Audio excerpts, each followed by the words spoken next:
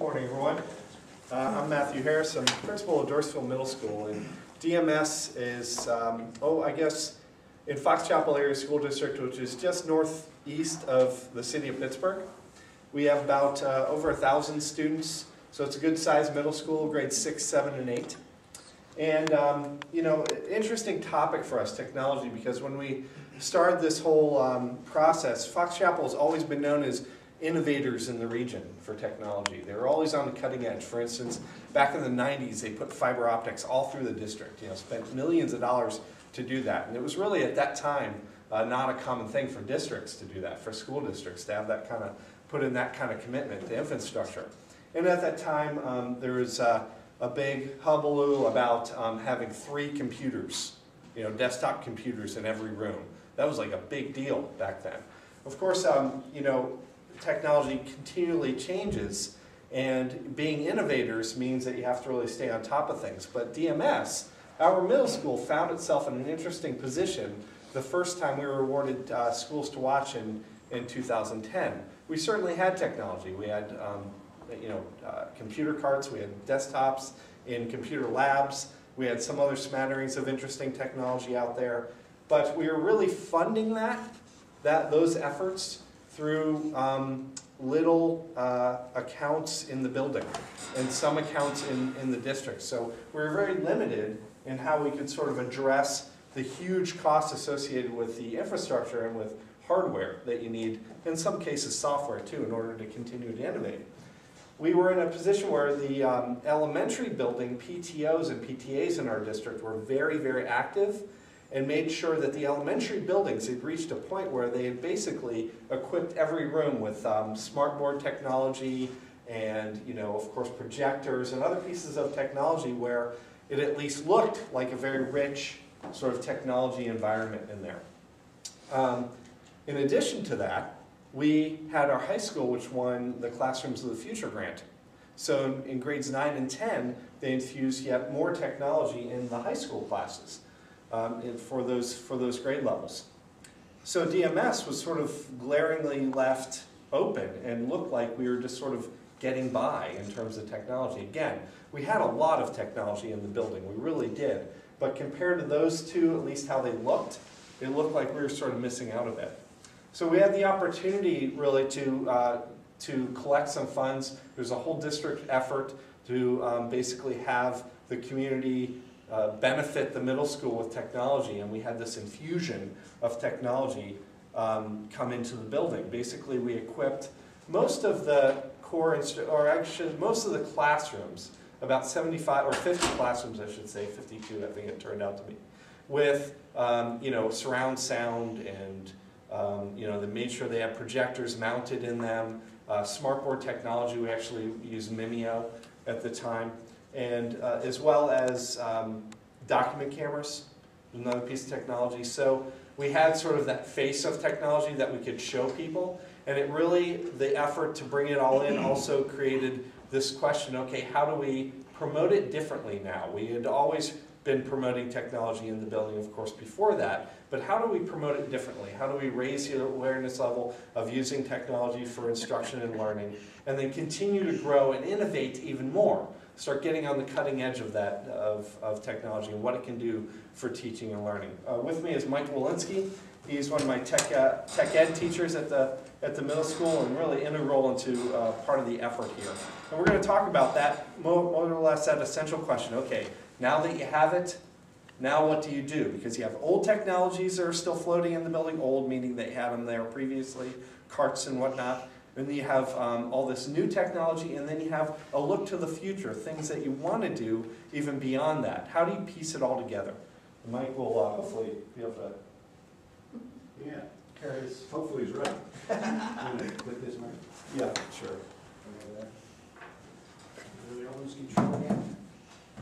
So we know that technology is something that makes your life easier and better, and as you can tell, it's really making my life easier and better this morning.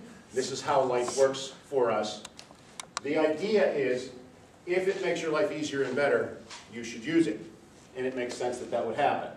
And it makes sense that if we can give it to the students, they'll use it and make their life easier and better. But there's a major problem with that thought process, and that is that If the teachers don't know how to use it, or don't want to know how to use it, or they're so gung-ho on using it, go to the other end, that they're far ahead of everybody else and most of the people in school aren't using it, it becomes a problem for everybody, because what happens is, you've got this group that says, I want to use it, they're using it in that classroom and the other kids don't have it, or you have this thing where we're trying to force the idea onto the teachers, and that doesn't work either. So, do a few clicks there. Getting that technology was easy, okay? Now that you have it, what are you going to do with it? The idea here is, we're going to put a puzzle together, because if you don't put the puzzle together in the right way, it doesn't work. And we found that out. The idea you can't force it down their throats and make them use it, and if you don't have, and you do have all the pieces of the puzzle, if you get the stuff, it's there. You just got to learn how to put it together, because what you have is a bunch of pieces. Actually, it's a huge bunch of pieces of this pie that you have to put together, okay? It sounds like a piece of cake, but it really isn't. Okay, next slide now. You, as an administrator or as a teacher, you can't do it yourself. This is a group effort. Everybody in the school has to be in on this, and it takes a while. There are those that want to embrace it, and there are those that hate it with a purple passion. And we have to go find a middle ground for those people. So what we're going to do is let the people that want to help you. That's not just the teachers. It can be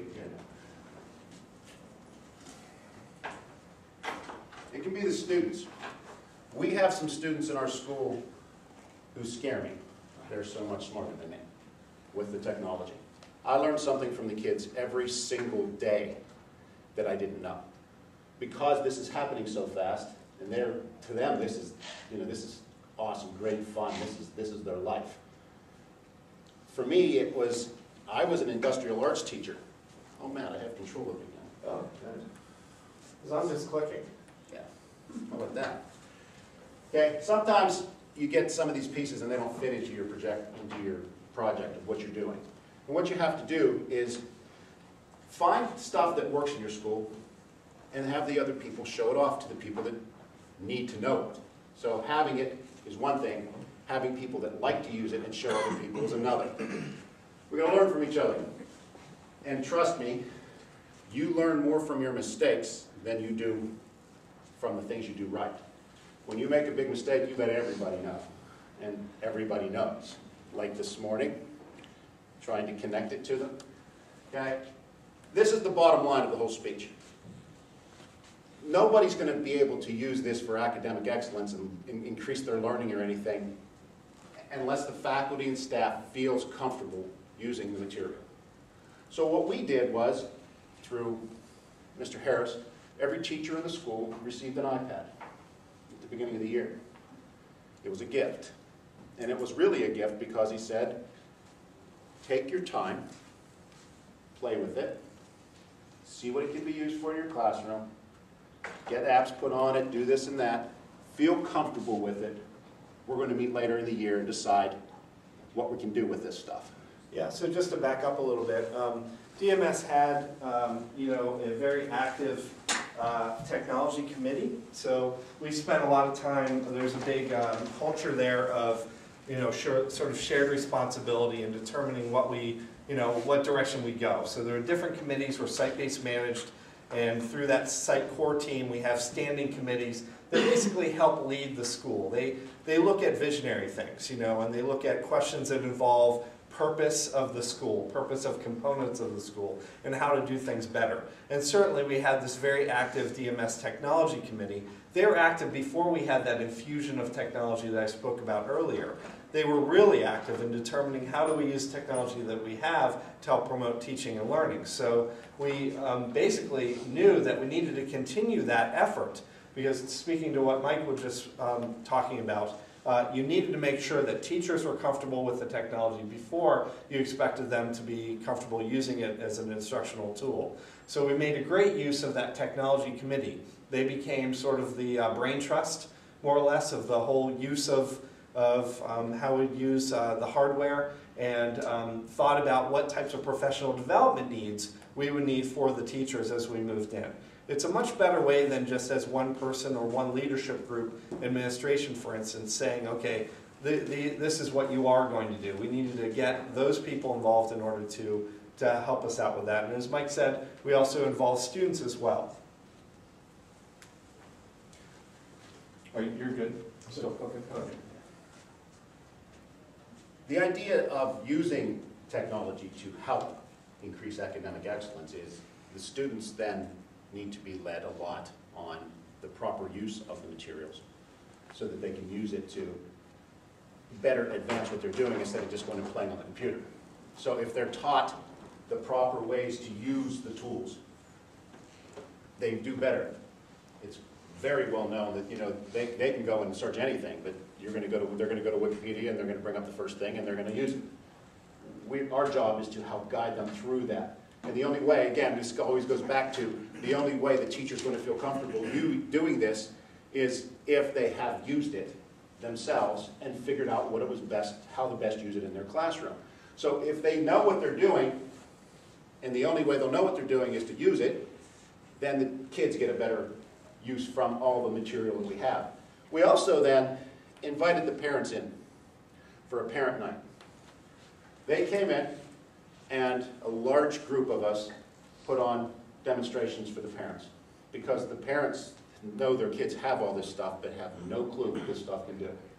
So what they did... Sorry, Mike. What was interesting about the parent night, it was one of those efforts involving the committees at the school that sort of built the context for people to use technology. So it was one of those structures, this one, where we sort of set that as a goal and then allowed teachers to shoot for that in their own classroom. So our innovators had that context and to use to grow and use the technology, because they knew they were going to have to present how they use technology in the classroom. That was the context. And that's that's an important part about that leadership group. Basically, that's what they do, and really what leaders do. They build the context for things to happen, they build that structure, and then give people freedom within that structure, within certain guidelines, in order to grow and to meet whatever goal you set for them. And this was one of them, having parent night, where we were demonstrating specifically how technology, after we had this infusion of technology, how it's changing teaching and learning in the classroom. And the way it went that evening, if we could do it, we'd be teaching the parents every night what we're teaching the kids during the day. So we could double the time we spend in school, and that would be great, wouldn't it? But the parents wanted to come and learn more. They wanted to be able to play with that stuff and use it every day. We also have technology sessions on in-service days. These technology sessions are led by the teachers that use the material and want other people to see how to use it. They by no means say they're the greatest, but they're just giving out ideas for other teachers to use.